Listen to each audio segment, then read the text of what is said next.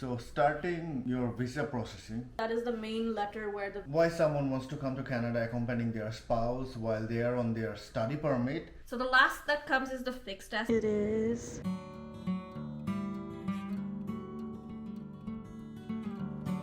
Hello lovely people. What's up? Welcome back to our channel. It's a brand new night and we're back with another video. Why I say night, let me show you. So it's 8:35 p.m. And look at the bright sky outside. Well, weather update the time here. Today's weather has been very bipolar. In the morning it was chilly when Frankie went to work, and then it was super hot when he came back from work in the afternoon, and then when we were having lunch it started to pour like cats and dogs. It rained so much, even thunderstorm, and now it's just after rain, very soothing, very nice and calm weather. It was sunny as well, I think, but right now I think the sun's going down. But yeah, it's night and it stays this bright till around 10 11. The sun, like 11 would be the time when it's really dark. If we are still shooting that time, we'll show you guys. So আজকে কি topic নিয়ে কথা বলছি আমরা? আজকের video যেটা নিয়ে হবে সেটা হচ্ছে we're going to talk about our visa processing. One disclaimer, we're not any visa counselor or agent. We'll just share our own experience, how we did it, how the process we followed, কিভাবে কোন paper কি করেছি না করেছি. So don't count us on any information. Is totally based on our own experience. So let's go and talk in details inside. So starting your visa processing, very first thing you need is like an offer letter from any DLI enlisted institute. And I made a video of how I got my university admission at the University of Alberta, and you can find it in the I link somewhere in above us. Go check it out if you have not checked it. Second thing that You need is like your GCKey account. And how to open a GCKey account. We're gonna just demonstrate it right now. So the first thing that you have to do is go to Google and search for IRCC, and then just click enter. After you click enter, the first website that comes up is going to be the website where you're going to open your GCKey account. So you just click on it and you land on the Government of Canada IRCC webpage. Scroll down, and on the services and information part, you'll find my application, where you are going to sign in to create an account. So we're just going to click on my application, and then you can see again on services and information, there is apply online, pay your fees, get your application status. That is where you again click sign in or create an account, and then you are here at GCKey option. So for me, I already have a GCKey, which is why I can sign in with a GCKey, but for those people who are new, you're going to click on register, and if you need any help, just go to the help button. So for now, we are going to click register, and we'll scroll down to see how we can register. So basically, first you click register, and then you click on sign up, and then comes our following like terms and conditions. So make sure you read them properly and click accept. Create a username and password, and you make sure to remember the username and password. Then you get to create some security questions. Maybe 5 security question comes up and the responses, and you also make sure that you remember those, because every time you sign in, these are gonna come up. And then you click continue, and then again another set of terms and conditions will come up. You click that and accept it, and then you enter your information and follow the steps to just complete creating the account. After you have opened your GCKey, you land on a page somewhat like this, and you'll see an option for start an application. So you can see that apply to come to Canada is the option that we need to press. For visitors visa, work and study permit, express entry, and like all those are going to be applied to come to Canada. We don't need the other options right now. So just click on this and you will be directed to a set of questions. So as you already seen how to open the GCKey account, after opening the account, the next thing comes is like, depending on your situation, whether you are coming on study permit or work permit, they will ask you some questions, and based on that they will give you the required document list. For study permit, the documents are, so the documents that I required for the study permit, I'm going to explain those right now. The first document was the study permit application form itself. I don't remember the name of the application form, but it was a long time back. But every time like there is a form, you just press a question mark beside it and you'll have all the explanation of what form is what. The next one was letter of acceptance. As we mentioned previously, like the offer letter is very much important because they have like a different section where you upload that. And then was the travel form, like last 5 years, where we traveled, how many countries I've gone and came back. All those information goes in the travel form. The next was family information, where I had to include Francis's information, my family's information, and I don't think anything else was there. It's just their family information and the address they're living in. That's all. And the last most important part for the study permit would be the statement of intent. That document makes the entire study permit stronger. We'll talk in details about that in a bit. And getting the visa or chances of getting the visa, mostly almost I would say 75% depends on the statement of SOI. Yeah. Like how you're writing the letter all depends on that, because that is the main letter where the visa officer reads and understands why you're coming to Canada, your intention to coming to Canada and where you're going to study and all those stuff. And then finally there is another option for additional documents, and I also had that, Frankie also had that, so we uploaded few things over there and we'll talk about that in a bit again. Let's give it over to Frankie. What was in your document? So for work permit, the first thing, obviously work permit form, and I don't remember either, but as far as I remember, something was IMMI. Starts with I.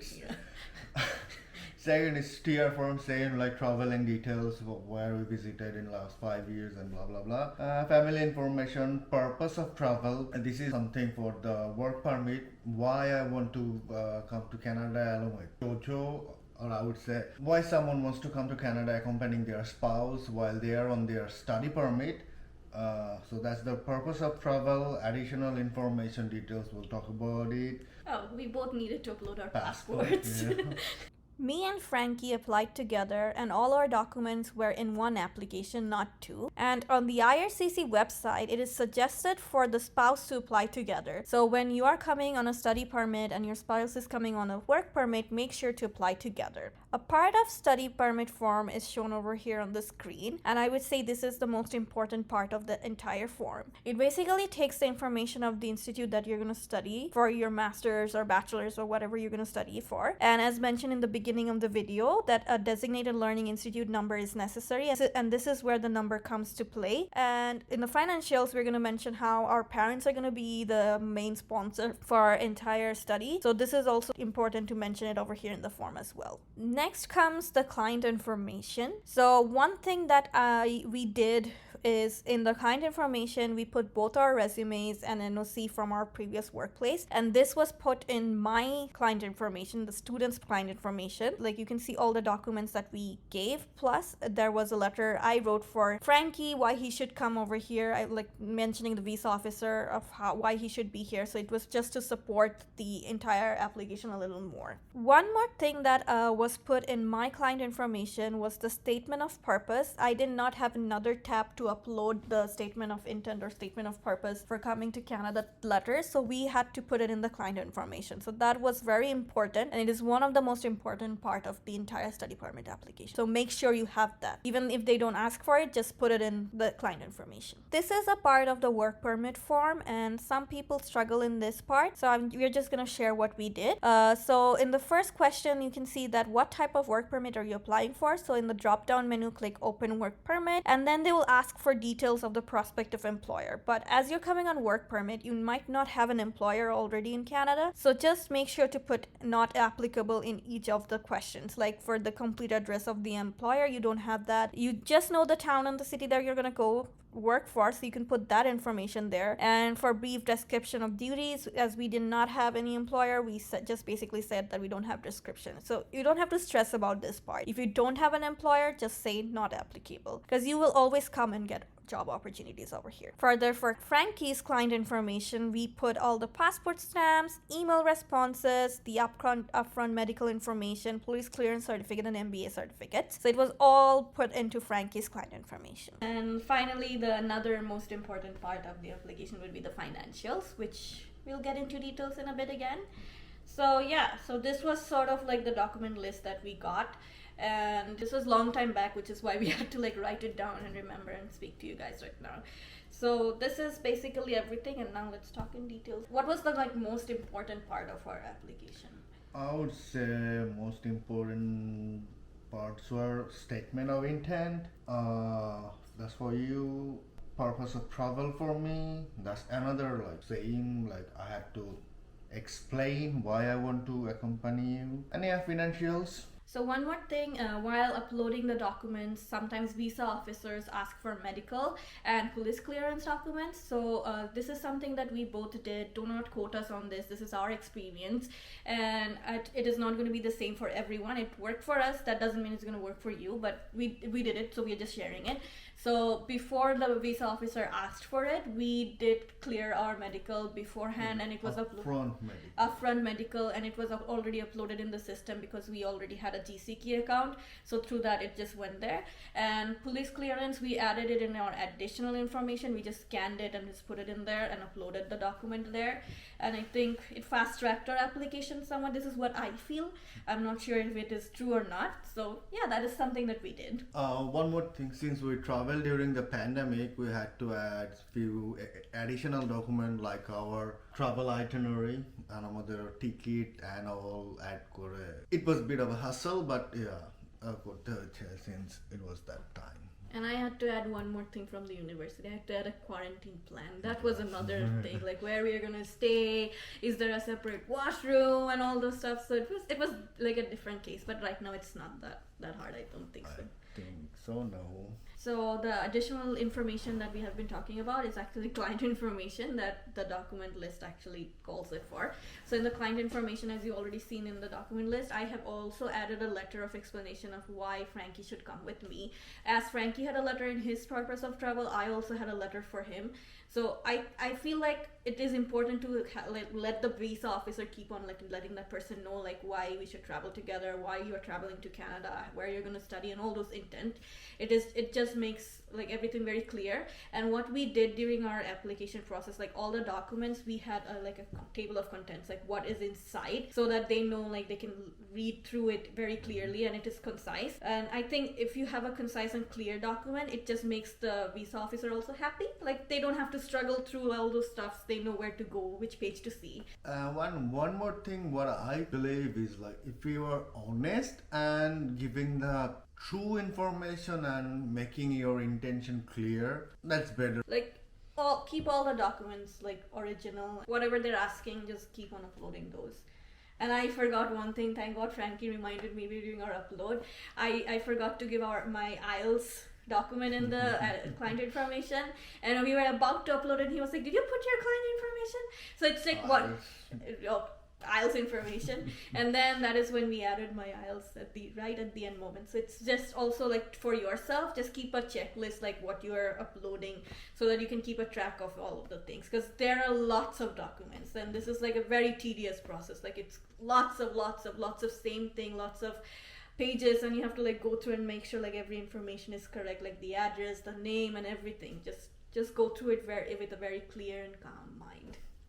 So let's talk about the process which took the most time and trickiest part, because on a document and all, which is financials. And financials comes into like three parts. One is liquid asset, one is source of income, and the last is fixed assets. And for us, our sponsors were both our parents. We didn't show any of our bank information we didn't show our teen certificate or tax information, because we were not paying for our entire stay over here. We showed our parents the sponsor. They're going to support us during this period. So that is why we had them, their passport, their teen information, their tax information in our document for the financials, as you can already see in the list that's coming up on the screen right now. And what the first most important thing was the affidavit of support from them. So it's basically a letter with their signature and with I think a seal from a lawyer, a notarized letter. So it was basically an information of why they're supporting us and their passport details. Passport details, because just to prove that he is the person or she is the person. Yeah. And our surnames match with them. And so So let me begin by talking about liquid assets. So for liquid assets, what our parents showed was Sanchoy Potros, then fixed deposit like BFD accounts, their savings accounts, current accounts, statements, 6 months statements, bank statements, and their gratuity and provident fund. And for source of income, employment certificate, rental agreements, or if you are having a business documents, and their personal tax information. yeah, tax information, and their tax information, and it's a mandatory document to upload. Because if you're a taxpayer, then that means you're a very good citizen. Well, yeah, so that was some of the documents that they gave. So the last that comes is the fixed asset. So fixed asset is basically your land, you're building your car. In Bangla, it's called Porcha Khatan ba ledger. There are sometimes bonds, and then blue book of a car. So whoever is your sponsor, or if you are yourself, you're supporting yourself for the entire time, then you should show whatever assets you have. It just shows that when you're going to be in Canada, you're not going to go bankrupt, or you're not going to be homeless. You have all the support back home, and you also have that support, that financial support to like sustain yourself during the stay. And I think fixed asset plays a role for like showing your country tie. One more thing, ফেসবুকে বা ইসে অনেক গ্রুপে যেটা দেখেছি, people they prefer CA evaluation, and এটা কি IRCC তে বলা আছে? Not really. Like IRCC, when we asked, like when documented financials এর পাশে যখন question mark click করা হয়েছিল, they just ask for fixed assets and all, like, or they don't have explanation for those. It's basically whatever you have, just give it. আমরা যেটা করেছি, আমাদের স্পন্সরদের tax return certificate and acknowledgement receipt of income tax return, এই দুটো বাংলা ছিল, so just translate করে notary করে ওটাই আমরা আপলোড করেছি। And যত ডকুমেন্ট বাংলায় আছে, you have to make sure that you're notarizing each one of them and translating them. So that's very important. Yeah, that was for financials. I would say it took us around one month at least. 1 month to get all the documents from our parents, get it notarized, get it signed, and compile it into one document. It was hard. It was not hard, I would say. It's like lots of papers, lots of bank papers, and that's why it's like very, very confidential. So getting it notarized is also sometimes really hard. So that process was long. So always keep that amount of time for that. So after submitting all our documents in IRCC in our GCKey account, within a few days we got our biometric request. And for biometric, you gotta take an appointment from VFS, Dhaka, Chittagong, Sylhet, wherever you're from, and you gotta take your passport and your biometric request letter along with you. Did we pay earlier for the biometric during No, the? no, we paid cash. Okay, so we paid cash. And after giving your biometric, they will give you a lot of documents, and keep it safe because you'll need that document during your passport submission. And then just take that one when you have your passport request, and you're all good. Start packing. Yes, start packing. So how long did all of this take us, like from uploading the document and getting our visa? So we uploaded, like compiling all this took us around 1.5 months, and finally uploaded everything on the like at our GCKey in IRCC mid-June. Like before mid-June, I would say.